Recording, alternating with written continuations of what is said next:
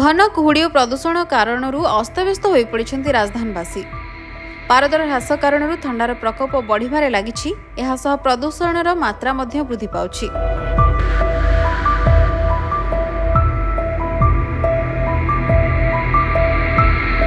जुआड़े देखिले खाली कुहुड़ी।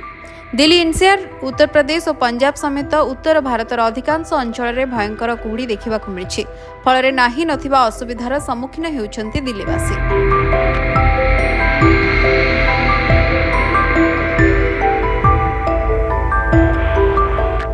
आज सकाळे दिल्लीर हाराहारी AQI 344 रेकर्ड करा जायछि। सेहिपरि आयन नगर में वायुर गुणवत्ता अत्यंत खराब श्रेणी रेकर्ड होइछि।